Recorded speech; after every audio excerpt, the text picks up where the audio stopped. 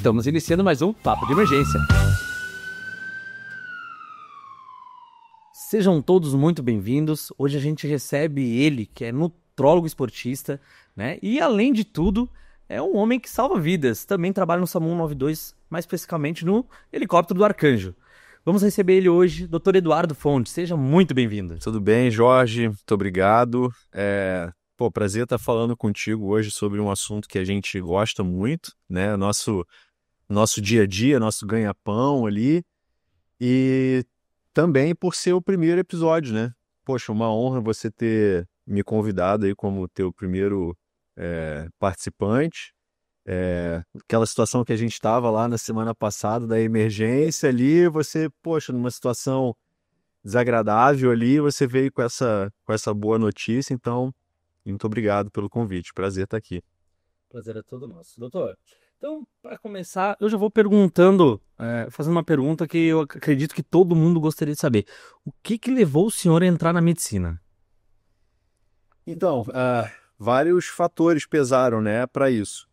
Eu acho que talvez o principal deles tenha sido uma influência muito grande do meu pai, que é médico, né, e eu digo uma influência positiva, né, não aquela coisa da imposição do pai, né, de seguir os passos ali. Mas eu me lembro desde muito pequeno indo ao hospital com ele, né, ele foi durante muitos anos professor da faculdade de medicina lá da cidade onde eu vim, do Rio, e eu ia muito com ele, os finais de semana, brincava de fazer receita ali naquela antiga folha carbonada, né, e tudo mais. Então, eu acho que já começou desde pequeno essa influência muito positiva. Depois, quando eu fui tomando mais consciência do que era a medicina, né, e como meu pai era respeitado na cidade, né, como pessoa, como profissional, como professor ali dos alunos, isso obviamente trouxe uma coisa muito legal, né? Influenciou muito positivamente na minha decisão. E aí, quando eu, né, prestei o vestibular, passei e comecei a frequentar a faculdade em si, eu vi que realmente aquilo ali era uma coisa que me interessava muito, trazia prazer em estar ali aprendendo, né? E aí eu comecei a compartilhar muita coisa com ele comigo, né? Então essa influência desde cedo acho que contou muito, né?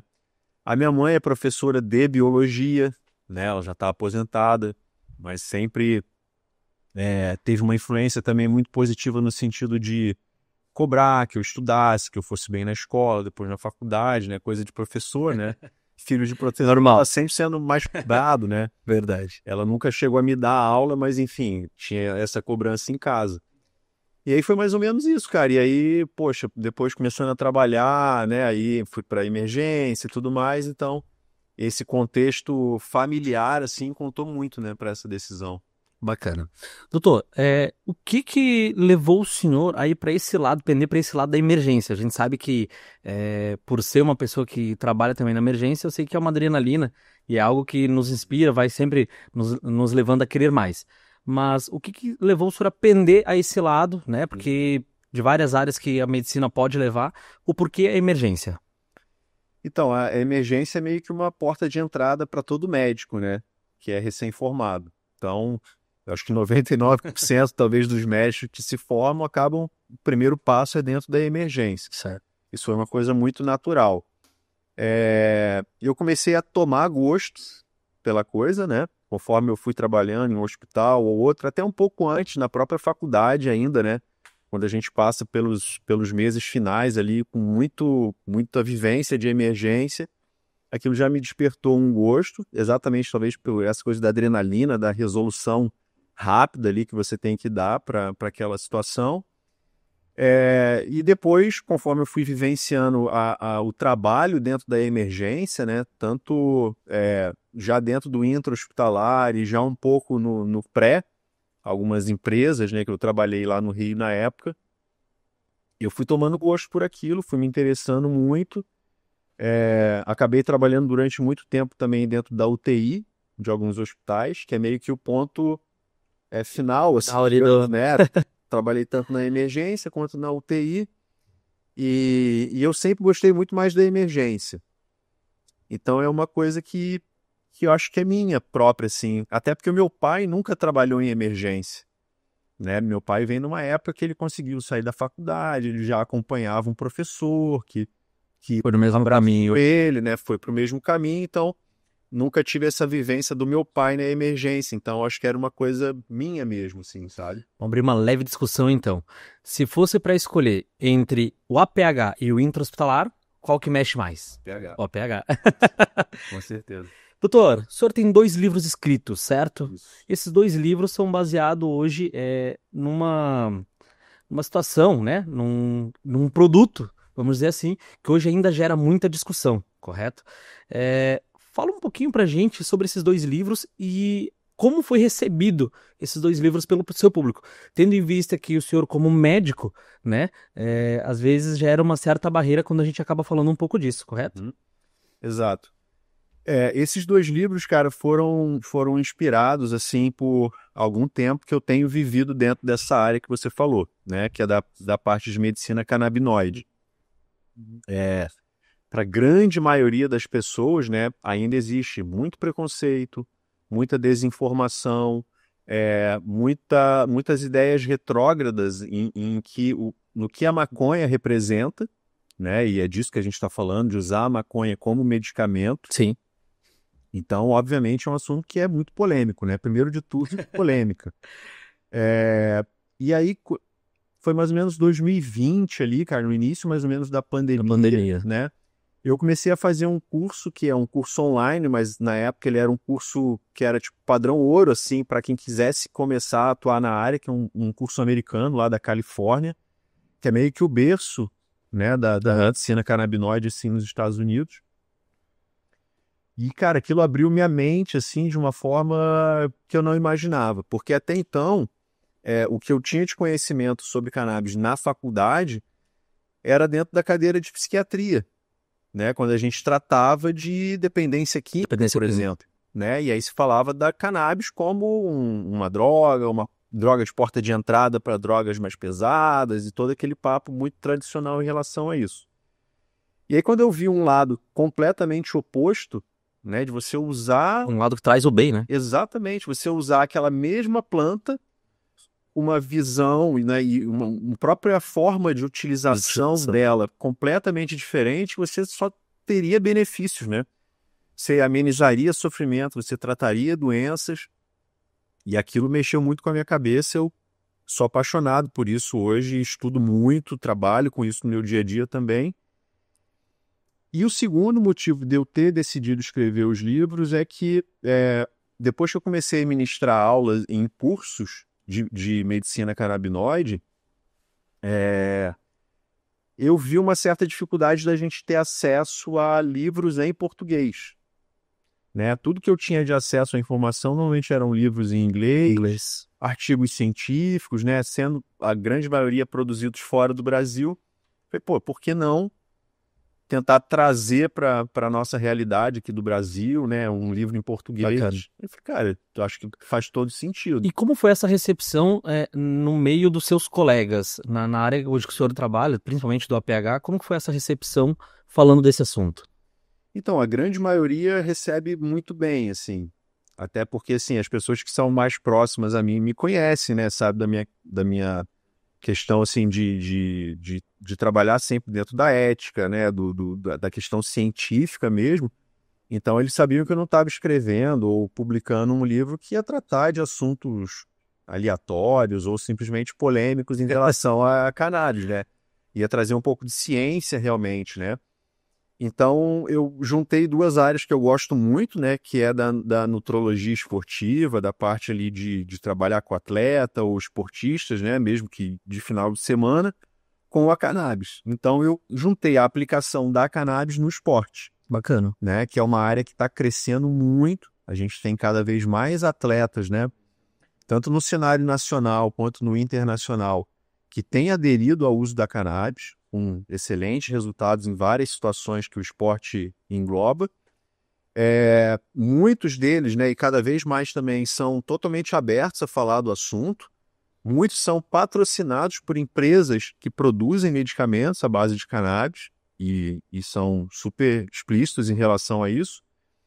E o segundo livro que eu não consegui trazer para você, a primeira tiragem encerrou, eu estou aguardando a segunda, é sobre doenças neurodegenerativas, Bacana. né, que engloba uma gama grande de doenças, né, como Parkinson, Alzheimer, esclerose múltipla. Eu até ia perguntar, o uso do cannabis hoje também é indicado para pacientes com ansiedade, para o uso da ansiedade, fibromialgia, certo? Então tem várias doenças além do esporte que também pode ser englobado nisso. Sim, sim. Na verdade, eu conto sempre uma história que, assim, as indicações da cannabis hoje que a gente tem dentro do esporte, elas são um resumo e uma adaptação do que a gente tem nas pessoas comuns, entre aspas, né, que não são atletas. Então, por exemplo, você citou a ansiedade, né? A gente tem um uso super validado hoje da cannabis para ansiedade. Pô, mas o atleta, ele também é um cara ansioso, né? Ele tem uma rotina pesada de treino, ele tem muitas vezes família, ele tem um patrocinador que cobra, ele tem uma competição importante, que às vezes ele fez um ciclo de 4 anos de treinamento para aquela competição, uma Olimpíada, por exemplo. Então, quem é que não vai ficar ansioso diante de um cenário desse, né? O atleta É muita responsabilidade. é muita responsabilidade. Outra indicação da população em geral, por exemplo, dor crônica, né? Paciente com artrose, com problema de coluna, com fibromialgia.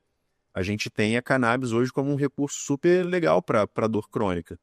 Que atleta que não tem dor, né? Seja do treinamento do dia a dia, seja de uma lesão que ele está se recuperando. Então, atleta também tem dor. E por aí vai, né?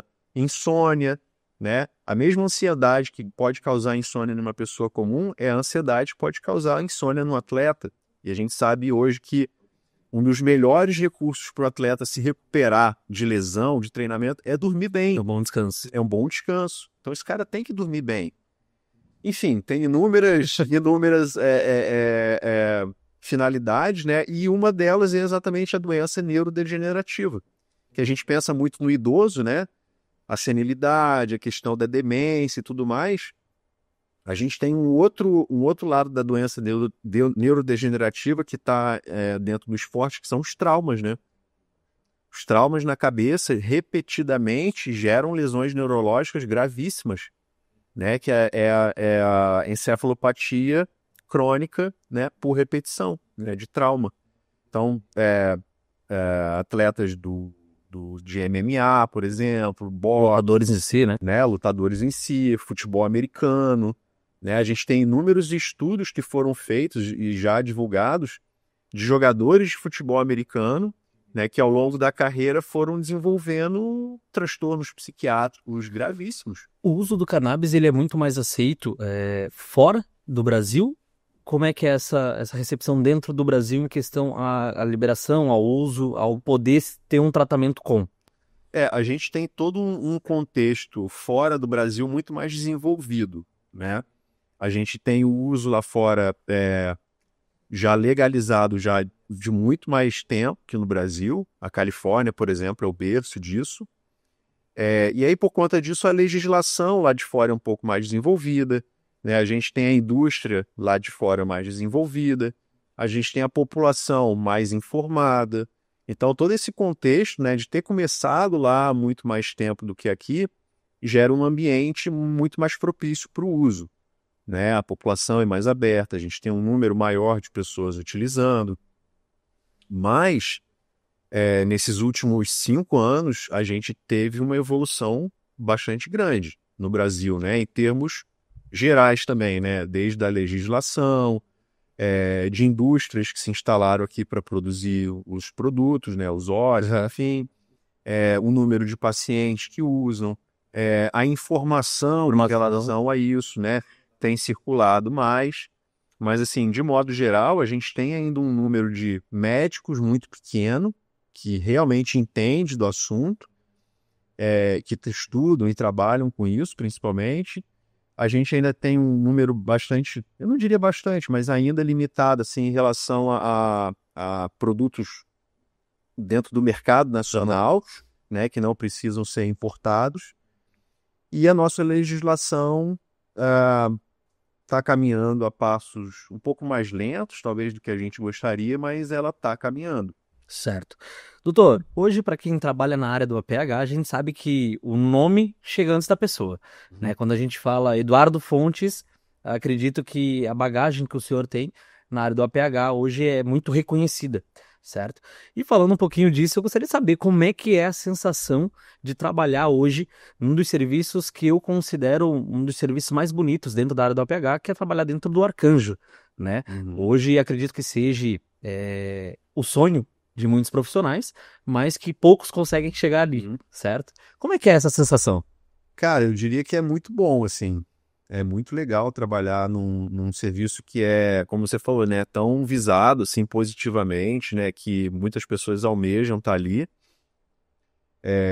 E eu só tenho a agradecer, assim, a oportunidade que eu tive, né? Eu tinha recém-chegado em Santa Catarina, inclusive, né? Eu mudei para cá em 2012. E em 2015, o Bombeiro Militar, né, em parceria com o SAMU, abriu esse processo seletivo, né? Então foram selecionados alguns médicos. É um processo seletivo, então, ali. Processo seletivo, alguns médicos e enfermeiros de Balneário, alguns médicos e enfermeiros de Blumenau foram selecionados pelos seus coordenadores, né, na época, para participar de um treinamento, porque ia ter a implantação de uma segunda aeronave aqui em Santa Catarina. Já existia o Arcanjo 01 em Florianópolis, o Arcanjo 03 ia ser implementado em Blumenau. E aí a gente passou uma semana em Florianópolis em treinamento, né, participando de aulas teóricas, aulas práticas e tudo mais. E aí, no final dessa uma semana de treinamento, alguns médicos daqui, outros de lá e também enfermeiros foram selecionados para dar início ao serviço. Né? Isso, se eu não me engano, foi em outubro de 2015. Hoje o senhor trabalha no Arcanjo 03 em Blumenau, correto? Isso. Estou lotado lá desde o início. Desde quando que o senhor trabalha no Arcanjo? 2015. Desde 2015. Doutor, uma pergunta que me gera uma certa curiosidade. A gente sabe que todo profissional já chegou em um momento ali de uma ocorrência ao qual a gente pensa, meu Deus, como é que eu vou sair dessa situação? Qual foi a ocorrência que o senhor pode dizer assim, ó, essa ocorrência vai ficar marcada na minha vida para sempre?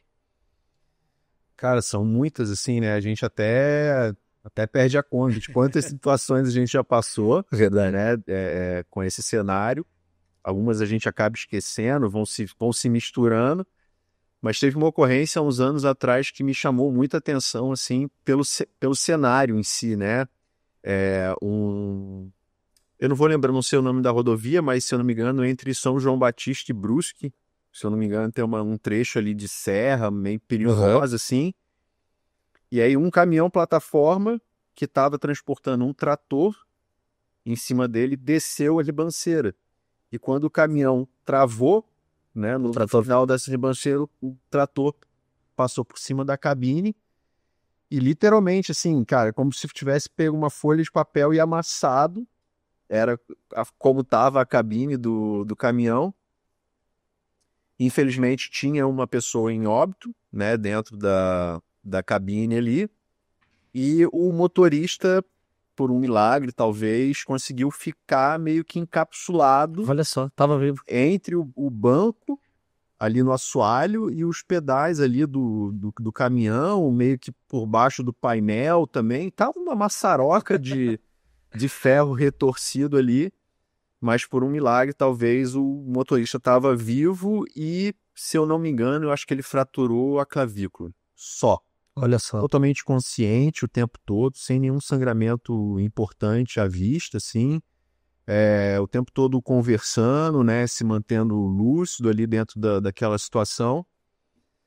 Cara, foram algumas horas,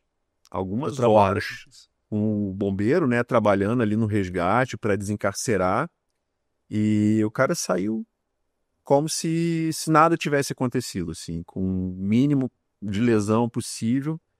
Até porque se ele tivesse uma lesão grave, provavelmente ele teria morrido ali devido ao Pela situação e o tempo. né, que levou para conseguir acessar ele. A gente não tinha acesso a um dedo da mão para tentar fazer um soro, um analgésico, qualquer coisa que pudesse ajudar de alguma forma, sabe? Então foi um milagre mesmo. Doutor, eu costumo falar para todo mundo que hoje uma das coisas que me geram uma certa trava é que quando a gente se transforma, a gente vira pai, né? Ocorrência que envolva criança, a gente acaba sempre tendo esse certo receio de pegar, né? Principalmente na questão que a gente sempre ouve falar na faculdade, nos cursos, ao qual já imaginou se é o seu parente na ocorrência que você vai atender.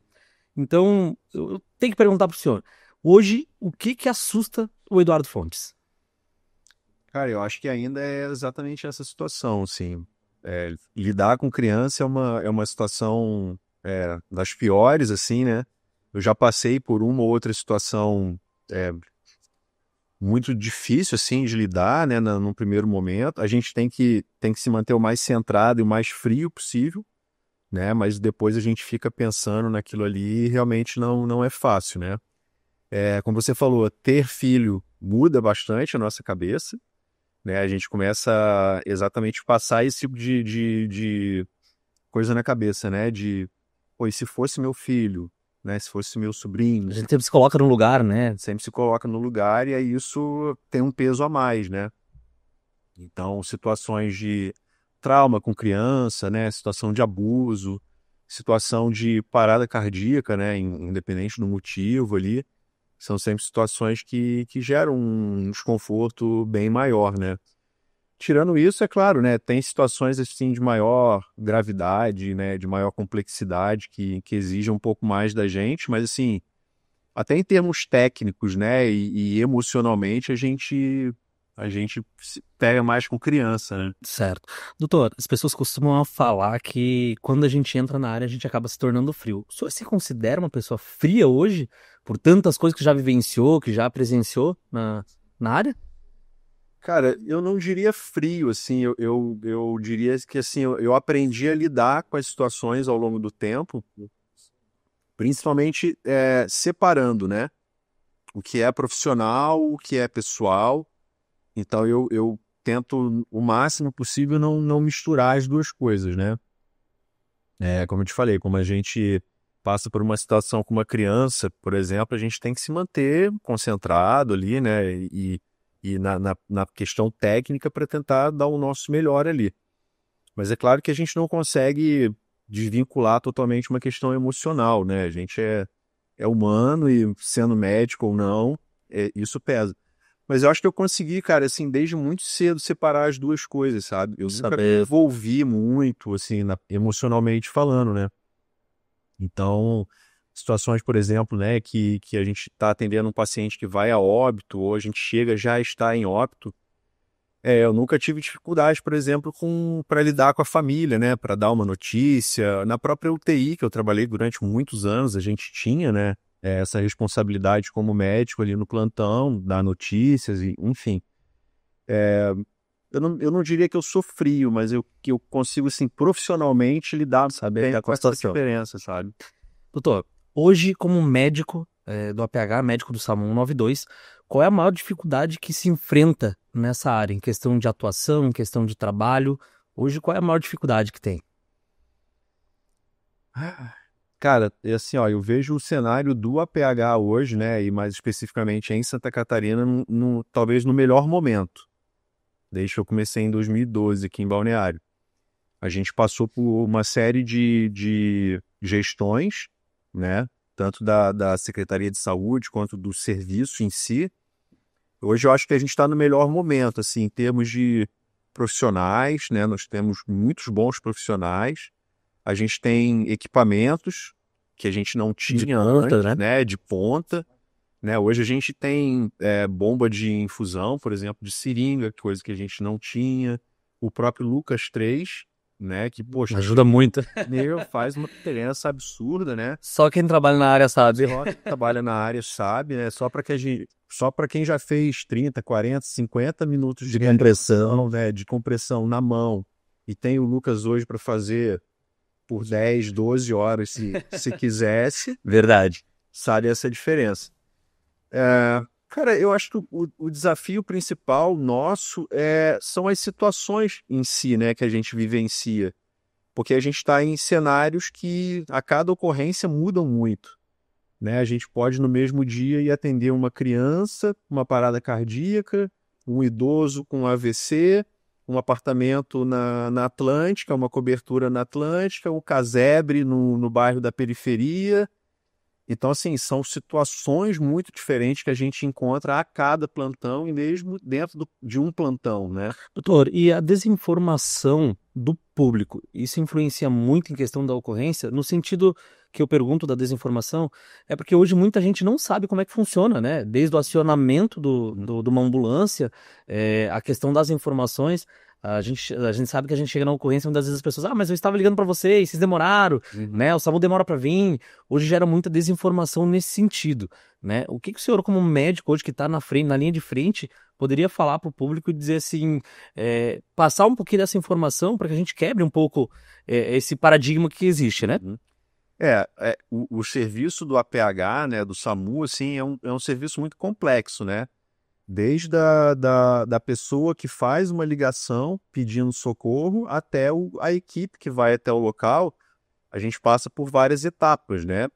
E cada etapa em que se passa são pessoas diferentes, com formações diferentes, que estão cumprindo papéis diferentes, têm vivências, experiências diferentes. Então, isso tudo está na conta. Porque as pessoas não sabem, né? Que quando se liga para a central do 192, não é o mesmo pessoal da ambulância que atende, né? Isso é uma das coisas que boa parte das pessoas não sabem, né? Outra coisa é que eles acham que eles estão falando já de primeira com o médico. E não é. Que é o médico que atende o telefone. Não. Tem uma atendente, né, que vai pegar ali a principal situação, a queixa, endereço, aí passa para o médico da central, e aí o médico da central decide, né, mediante algumas perguntas que ele vai fazer, se envia ou se não envia a ambulância.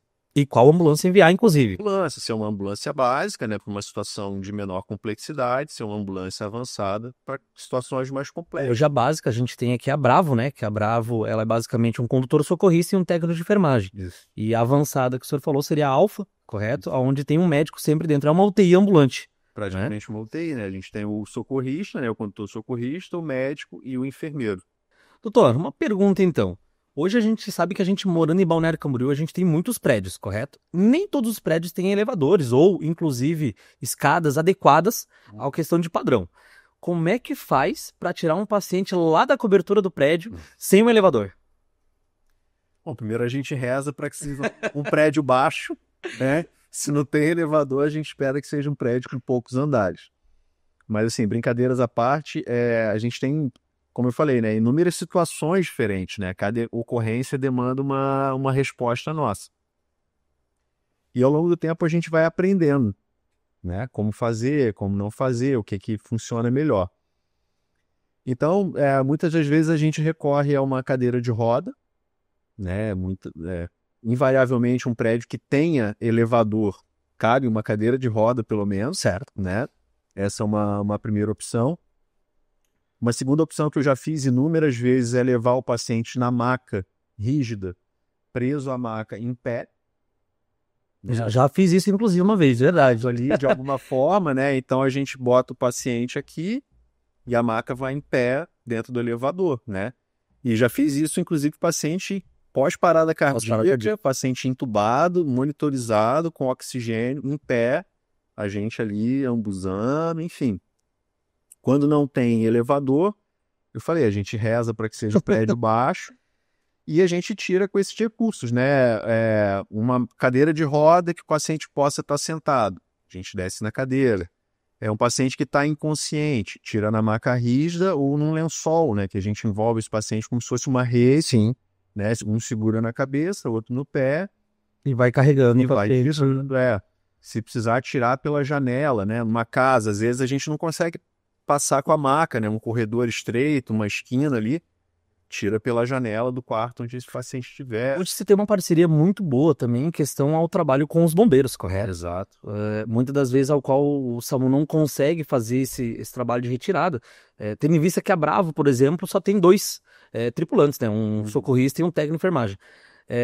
A gente pode sim pedir apoio dos bombeiros para esse tipo de ocorrência ao qual demanda tirar. Hoje a gente tem em Balneário Camboriú autoescada, né, que ajuda muito nessa questão de tirada do paciente, muitas vezes pela janela de um apartamento. Né? Exato, a gente tem a escada Magiros, né, que eu não sei exatamente quantos andares ela alcança, mas eu já participei de situação e ocorrência que um idoso se machucou no terraço de uma casa, era no segundo andar, e não tinha escada por fora, e como era no terraço, ele teria que descer por uma escada espiral por dentro ali. Tava com o tornozelo quebrado e tal.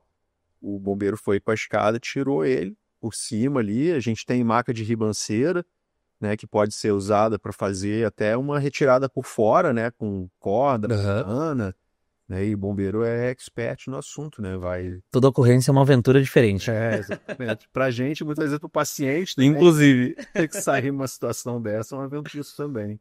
Doutor, vamos chegando então ao final de mais um episódio. Eu gostaria que o senhor deixasse então uma mensagem pro público, né? Falando um pouquinho sobre essa área que a gente é apaixonado e que eu acredito que quem entra não sai mais. Então, a mensagem é para que pessoas que tenham, né, que estejam se formando, por exemplo, agora a gente tem os acadêmicos que acompanham a gente ali no SAMU, né?